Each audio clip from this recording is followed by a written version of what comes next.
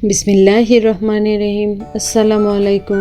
আশা করি আপনারা সবাই ভালো আছেন। আমরাও আলহামদুলিল্লাহ আল্লাহর রহমতে ভালো আছি। আজকে আপনাদের সাথে শেয়ার করতে চলে এসেছি খুবই মজা আর লোভনীয় একটা রেসিপি নিয়ে। আর এটা হচ্ছে ঢেঁড়স ভাজি বা ক্রিস্পি ঢেঁড়স, যে যেটাই বলেন না কেন।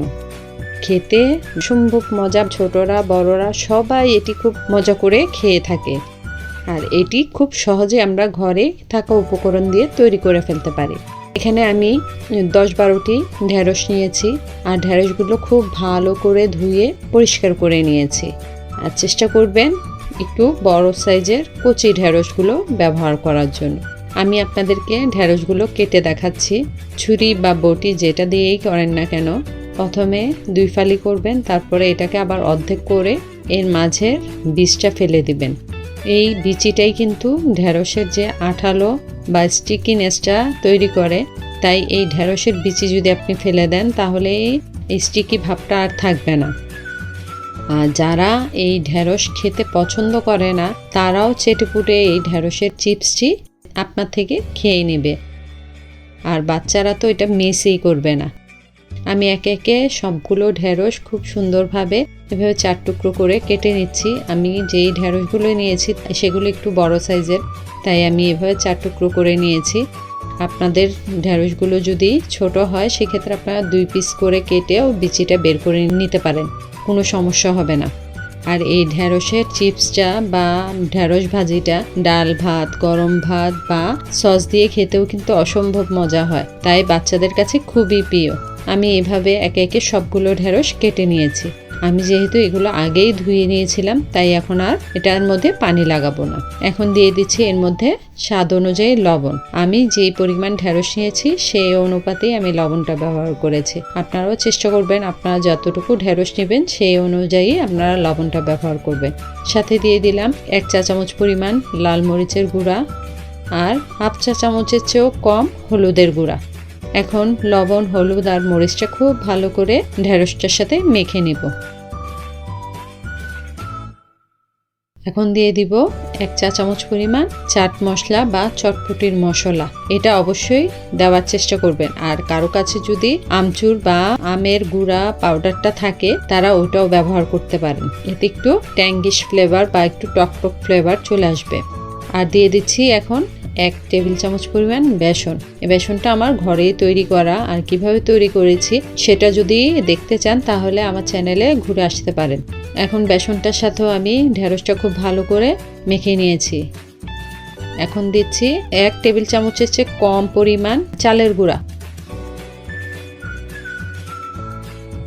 আর 1 টেবিল চামচ পরিমাণ কর্নফ্লাওয়ার। এই কর্নফ্লাওয়ার আর চালের গুঁড়াটা চিপসটাকে ক্রিস্পি করার ক্ষেত্রে সাহায্য করবে, তাই আমি এই 2টা উপকরণ ব্যবহার করেছি। আপনারা যদি চান এই 2টার মধ্যে যে কোনো একটাও ব্যবহার করতে পারেন। এখন এই বেসনটা যাতে ঢেঁড়সের গায়ে লেগে থাকে সেই কারণে আমি 1 টেবিল চামচ পরিমাণ পানি এখানে ছিটিয়ে দিচ্ছি। এখানে কিন্তু অতিরিক্ত পানি দেওয়া যাবে না। একদম মশলা বেসনটা যাতে প্রত্যেকটা ঢেঁড়সের স্টিকের গায়ে লেগে থাকে ঠিক সেই রকম পরিমাণ পানি ব্যবহার করতে হবে। দেখে নেন আমি কতটুকু পরিমাণ পানি ব্যবহার করেছি। আর পানি কিন্তু অতিরিক্ত নেই, একদম মশলা আর ঢেঁড়স গায়ে মাখা মাখা হয়ে আছে পানিটা। এখন একটি প্যানে আমি আগেই তেল গরম করতে দিয়ে দিয়েছিলাম। সেই ফুটন্ত তেলের মধ্যে আমি একে একে ঢেঁড়সগুলো দিয়ে দিচ্ছি। আর ঢেঁড়সগুলো দিয়ে আমি মচমচে করে ফ্রাই করে নিব। যতক্ষণ না এটা ক্রিস্পি হচ্ছে ততক্ষণ উল্টিয়ে পাল্টিয়ে আমি ঢেঁড়সগুলো ভেজে নিব। আপনারা যদি একসাথে সবগুলো দিতে চান সেটাও দিতে পারেন, তবে আলাদা করে দিলে প্রত্যেকটা আলাদা আলাদাভাবে ফ্রাই হয়, সেটাই সুবিধা। আমরা ফ্রেঞ্চ ফ্রাই করি যখন যেভাবে আমরা অল্প আছে খুব ভালো করে মচমচে করে ভেজে নিই, ঠিক একই রকম ভাবে আমরা এই প্রত্যেকটা ঢেঁড়সের স্টিকগুলো ভেজে নিব। 7 থেকে 8 মিনিটের মধ্যেই কিন্তু এই ঢেঁড়সগুলো ফ্রাই হয়ে যাবে। আমি এখানে চুলার আঁচ লো মিডিয়ামের মাঝামাঝি রেখেছি। আমি কিন্তু অতিরিক্ত হিটে এটি ভাজছি না, কারণ যদি আমি চুলার আঁচ বাড়িয়ে দিই এটা পুড়ে যাবে, ঠিকভাবে মচমচে হবে না, আমি যেমনটা চাচ্ছি সেরকম হবে না। সে কারণে আমি অল্প আঁচেই এটা ভেজে নিচ্ছি। আপনারা নিশ্চয়ই তেলের বুদবুদ দেখে বুঝতে পেরেছেন এখানে চুলার হিটটা কম রাখা হয়েছে। আমার ঢেঁড়স ভাজি বা ঢেঁড়সের চিপসটা তৈরি হয়ে গিয়েছে। আমি এখন তুলে নিব, আর তুলে নিচ্ছি একটি কিচেন ন্যাপকিনের উপর, যাতে অতিরিক্ত তেলটা চুষে নিতে পারে। এভাবে করে আমি সবগুলো ঢেঁড়সই ভেজে নিব। মাশাল্লাহ, অসম্ভব মজা আর কুড়মুড়ে হয়েছে এই ঢেঁড়সের চিপসটি। এখন আমি আপনাদেরকে একটা খেয়ে দেখাচ্ছি কতটা ক্রিস্পি হয়েছে এই ঢেঁড়সটা। এতটাই মজা হয়েছে যে আমি বানিয়ে রাখার কিছুক্ষণ পরেই এই ঢেঁড়স ভাজি উধাও হয়ে গিয়েছে। সস দিয়ে বাচ্চাদের কাছে এই চিপসটা বা ঢেঁড়স ভাজি অসম্ভব প্রিয়। তাই যারা সবজি পছন্দ করে না তাদের জন্য এভাবে যদি আপনি ঢেঁড়স ভাজি করে দেন, তারা খুব মজা করেই এটা উপভোগ করবে।